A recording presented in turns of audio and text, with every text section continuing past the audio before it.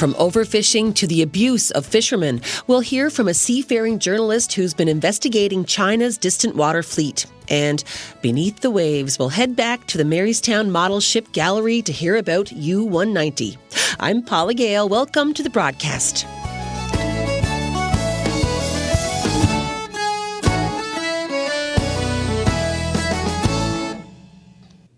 My first guest has spent years at sea, investigating crime, human rights atrocities, and overfishing in international waters. Ian Urbina is an American journalist and director of a nonprofit called the Outlaw Ocean Project. I interviewed him last year on the broadcast as he was launching the Outlaw Ocean podcast. The podcast shed light on issues such as illegal dumping by cruise ships, as well as the brutal treatment and even murder of the crew on some fishing vessels on the high seas. Ian's latest endeavor is looking into China's distant water fleet. The huge ships are decimating the squid population. Some of the squid harvesters are enslaved, starved, and even left to die. I reached Ian by phone. Ian, thank you so much for joining us today. Thank you for having me. Okay, first of all, if people don't know about China's distant water fleet, can you just give us a sense of how big this fleet is? It's a huge fleet.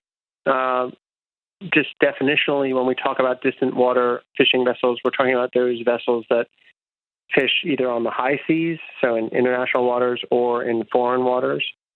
The number of ships that China has that are categorized as such, ranges. The government says it's 2,700.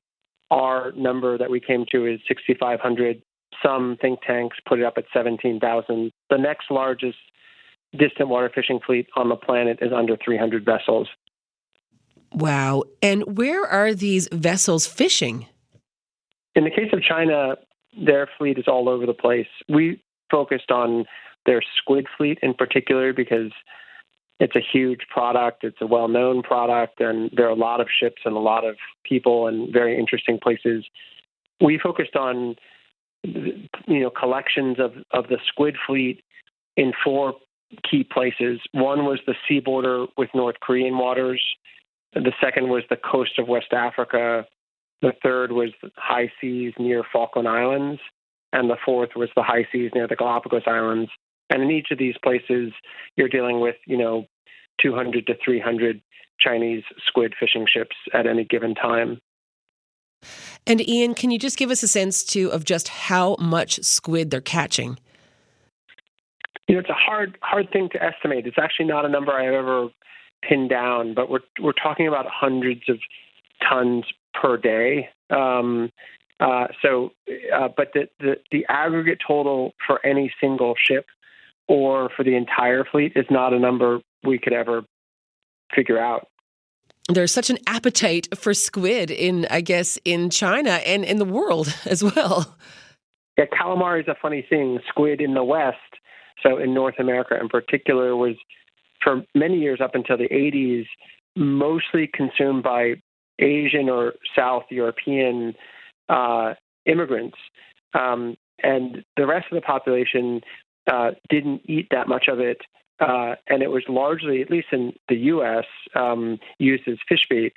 And then in the early to mid 80s, the U.S. government decided to try to incentivize squid as a commodity, as a food product, and tried to sort of recruit some professors to help figure out how can we make this slimy thing popular, because there's a lot of it and other fish stocks have collapsed. And the answer that came back from smart marketing types was stop calling it squid, call it something more exotic like calamari, and fry it. And you do those two things and it'll sell like wild cakes. And indeed, within 3-4 years, squid was one of the most popular appetizers in North America.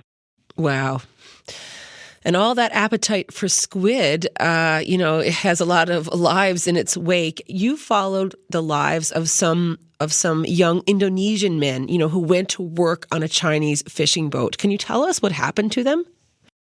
Yeah, our investigation was interested in taking a look at, human rights, labor, and environmental crimes that are tied to these fishing ships in various places. And on the human rights or labor issue, before COVID, most squid ships, typically an industrial squid jigger, Chinese, will be about 40 men, maybe 4 or 5 officers, and the rest deckhands. And before COVID, most of those deckhands were Indonesian, cheap labor recruited from Indonesia, sometimes Filipino or African. After COVID, logistics became hard. It was tougher to move men around, and so most of these ships were full Chinese, mostly inland, illiterate, kind of non-savvy Chinese who get recruited to the port to work on these jobs that most others won't take. And these are typically, 2-year tours. They stay offshore for a full 2 years. They may make as low as $3,000 in a given year, usually working 6 days a week. Days can, depending on how whether you're on top of a stock, and the fishing is good, a day can run 15 to 16 hours. So it's pretty brutal work. Malnutrition, very common. Violence on board, super pervasive. And Ian, I've read some of your work on this, and some of these guys are lacking nutrients, and they're getting some of these really old-fashioned illnesses like beriberi, right? Like, why aren't they getting enough nutrition? Yeah, I mean, the industry in the last decade to two has the deep water, far from shore fishing vessels have embraced something called transshipment, and that means, look, to save costs, let's not have the fishing vessel carry its catch all the way back to shore. Let's keep the fishing vessel out there working for many, many months. And let's send the mothership, a refrigeration vessel, out to pick up the catch, bring out fuel, maybe parts, maybe new men, and bring the catch back to shore. That's called transshipment, at-sea transshipment. And what that means is these boats stay at sea for really long times, and typically they're minimally stocked with only the bare basics, things that keep well and are easy to transport, rice and pasta and canned goods. So within months on most of these voyages, they run out of fresh fruit and vegetables. And diseases that should have and were stamped out on land a century ago, like beriberi, which is a deficiency of thiamine or B1, vitamin B1, easily solved, easily reversed, easily prevented. A supplement pill that costs nothing. You take that once a week, and you're not going to get beriberi. A slow-moving disease, a horrible way to go, and a pretty big marker of kind of criminal level neglect. If someone gets and dies of beriberi, then something is wrong there, because it's not like a heart attack or something acute that happens suddenly and unexpectedly. It unfolds over many weeks. And, why aren't some of these sick men being brought into port? You just said these ships are at sea for, even years at a time. But, why else are they not bringing these sick people into port? At the end of the day, they're largely financial reasons. That if you're running a factory, and the factory happens to be a fishing ship, and you're trying to break even, this is not a high-profit industry. You need to pull a certain amount of tonnage per day, per week, per month for you to even cover your costs. If you're down a man, you're not going to hit your quota. So the notion of having to give up one of your guys, even if he's sick and not performing at his top game, is not a happy idea. The other issue is the logistics of transferring people at sea, not easy. So when these are large, this is a rough terrain. There's swells of 40 feet and winds of 70 miles per hour, and so when you're dealing with huge ships getting near each other, it's very dangerous. And so to transfer a guy from one ship to the other is tough. You've got to have certain equipment. You've got to have a certain type of boat that you can put him in, and then he crosses the space, and then he climbs on board the other boat. Or sometimes they use zip lines. They string up a cable from the top point of one ship to the top point of another ship, and they send them across in a net. But these are sort of perilous endeavors that take a lot of thinking and logistics and bring risk. And then there's sort of the political embarrassment of having to admit that one of your guys fell ill and send them to shore. So there are a lot of incentives that captains have to not want to give the guy up and to instead try to see if he can ride out the sickness and maybe get back on his feet if he's just allowed to, kind of lay down for a week or so. And that's why these things unfold. Furthermore, the last thing I would mention is these ships are very far from land, they're very far, even further from China. So where you're taking the guy back to shore is a big question. Are you taking him back to the embassy in Argentina, or are you going to send him back on a reefer all the way back to China? And is that reefer, that refrigeration vessel, willing to take a sick guy on board? All these are big questions that tend to be barriers. That was the first part of my chat with Ian Urbina. He's a journalist who's been investigating China's distant water fishing fleet. Here's the second part of our conversation. Ian, I want to talk a little bit about what happens when the squid is landed. Can you talk a bit about where and how a lot of this seafood is processed? Yeah, so the seafood, China increasingly has attempted smartly to consolidate its supply chain, which is to say to rely less on others, and so a Chinese fishing vessel pulls the catch out of the water. It then hands it over, a week later, a month later to a refrigeration ship, and that's a Chinese ship. And then that Chinese ship brings it back not to an Argentinian processing plant or a Gambian processing plant, but to a processing plant back in China. That's a way to control your value chain and to kind of get the most money out of the product you're attempting to sell. So more and more China is autonomous, and it's taking its stuff back to China and processing it there. China is the superpower of seafood for two reasons. One, it's got more ships than anyone, but two, Shandong province on the eastern coast is the sort of hub where much of the world's seafood, especially Chinese, goes to be processed. So it comes into a port, say Shidao port. A crane lifts the frozen goods out of the belly of the ship onto the port. It gets put in the truck. The truck drives it to a processing plant or a cold storage facility. At the processing plant, it's cleaned. There's not a whole lot of infrastructure in Canada or the U.S. or Europe to clean squid. It's a dirty, slow, costly thing. So China has sort of monopolized that market. The big factory, lots of workers are sort of separating the pieces and cleaning it up, and then they freeze it. And then either it's for domestic or export, and it gets sent abroad. But talk about some of the labor. Is there concern about some of the labor that China is using to process this squid and other seafood? One of the things that makes seafood different than, say, Nike shoes or computer chips or tomatoes is that it's a product, it's a commodity that comes across two universes, the at sea and the on land. And the on land, the processing infrastructure in China is an especially opaque, hard to see space because it's in China. And so journalists and advocates and lawyers and inspectors are not there, and asking tough questions about labor and human rights is not kosher. So it's very hard to know whether seafood, be it caught on a Canadian vessel out of Canadian waters and shipped to China for processing, or caught on a Chinese vessel from the high seas, is being handled by workers who are there against their will. In the case of China, and what we found in the investigation is that there is a province in China in the far west called Xinjiang. It's a province, it's a region that has a long restive history and a lot of oppression by the Chinese government.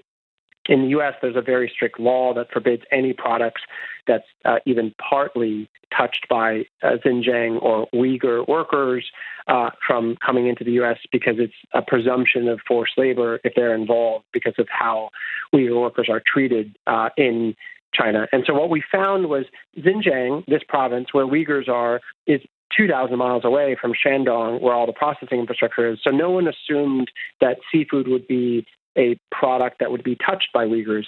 But lo and behold, post-COVID, when there was a shortage of manpower and everything was locked down, there was a problem with the seafood industry. They didn't have enough folks on the factory floor. And so the government got involved and helped step up a labor transfer program where they were moving thousands of Uyghurs forcefully without, option not to do so, from Xinjiang to Shandong to work in these plants. And so we documented that labor transfer and documented the presence of Uyghur workers in these processing plants. And these are plants that are exporting to Canada and the U.S. And in the U.S., at least, that's a serious violation of law. What do you think Canadian consumers today really should know about this, about where some of this seafood is coming from and how it's being processed? I mean, a couple of things, big picture. One is, I think Canadian or anyone who's eating seafood should realize it's a pretty distinct product and it's more opaque, there are more hidden costs, and therefore there are more concerns about it than many other products.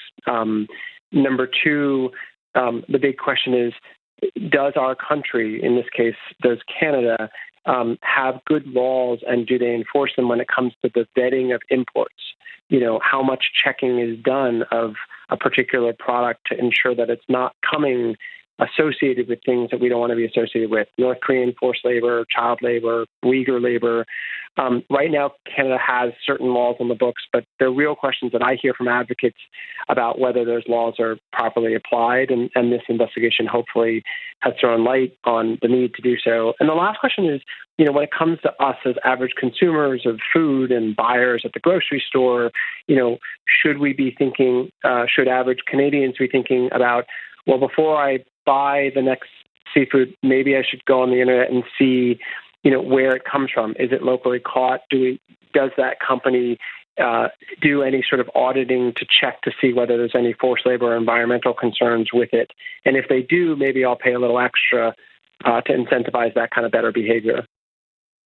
All right, Ian, we'll leave it there for today. I could talk to you for hours, but we're running out of time. Thank you.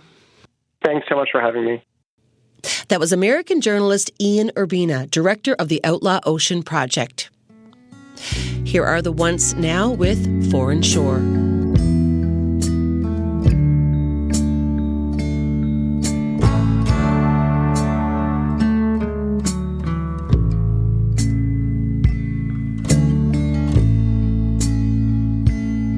We are dying from the moment we are born,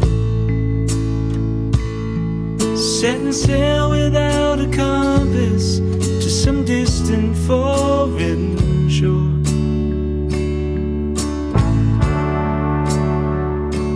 Moving forward, but always looking back, seeking all that we are and all that we lack. All that we lack.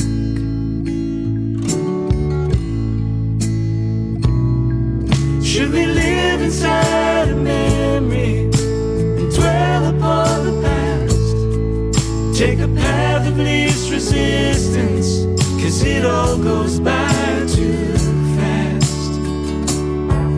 Will you cradle fate within your arms, or leave it all to chance?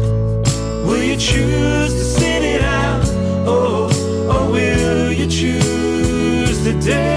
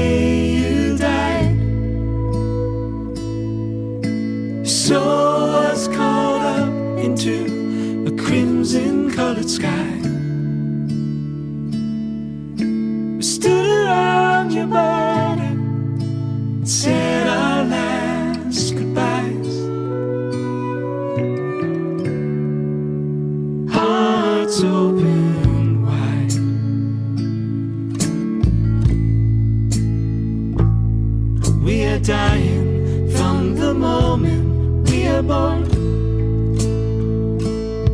setting sail without a compass to some distant foreign shore. Moving forward, but always looking back, seeking all that we are and all that we lack.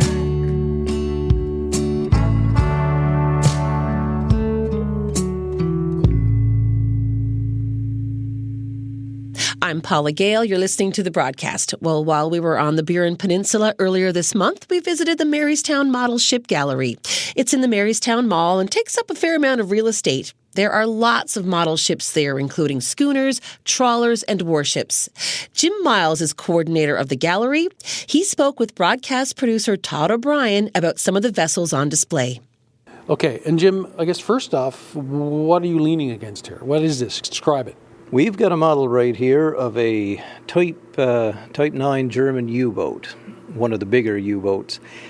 One of those came into St. John's Harbour after Germany surrendered and was taken into service by the Canadian Navy for a year and a half or so. When they were done with her, they removed her periscope and gave it to the Crow's Nest Club in St. John's. It used to be the officers' club during the war. The Crow's Nest still has the U-boat periscope installed in the ceiling, which is quite a bit of a historical artifact indeed. And while quite a few people know about the periscope, a lot of them don't realize what actually happened to the submarine U-190 that the periscope came from. So when the Canadian Navy was done with her, they towed her to Halifax. Now, about a week before the war ended, she'd torpedoed and sank a Canadian minesweeper, the Esquimalt, off the entrance to Halifax Harbour, killed most of the crew. And by that time in the war, it didn't make any difference toward winning the war. That was over and done with. It just killed a bunch of sailors. So when the Canadian Navy was finished with her, they towed her off Halifax and they sank U-190 on top of the wreck of the Esquimalt, which is a rather poetic way to wrap things up. I'd always wondered about the periscope, and I'd always wondered about I've seen a photo of that particular U-boat. It was in Bay Bulls, right, that one? It came into Bay Bulls, and then they brought it around to St. John's. There's a famous photo of her on the surface in St. John's Harbour with the basilica behind her. And this is it, and that's the story behind it. Indeed so, indeed. Jim Myles is coordinator of the Marystown Model Ship Gallery. Now, 39 people died after the HMCS Esquimalt was torpedoed. U-190 also sank the Empire Lakeland, a refrigerated cargo ship, and 64 lives were lost there. Now, the Marystown Model Ship Gallery is open until a day or two before Christmas. That's just about it for the show for today. A reminder that our email address is thebroadcast@cbc.ca. I'm leaving you now with a tune from Ken Tizard. This is called Home. I'm Paula Gale. I'll see you soon. City Harbor lies behind the chain link fence. You can see it from a distance. You can even feel the wind, but you can't walk out on that dock and stand beside the sea-torn freighters. The senseless stories of the lies that live within. You can't have it the way it was, have to take it as it is. Those times have changed, those days are gone. Those days are past but not forgot. You can't stop the winds of change, forever in your mind self-same. Oh, don't be sad, we were blessed for what we had. Those days are gone, and the memories cast in stone. And I know I'm not alone, and it chills me to the bone. In this place called home, you can't lose what you don't own. The deepest ties you'll ever know, right here at home.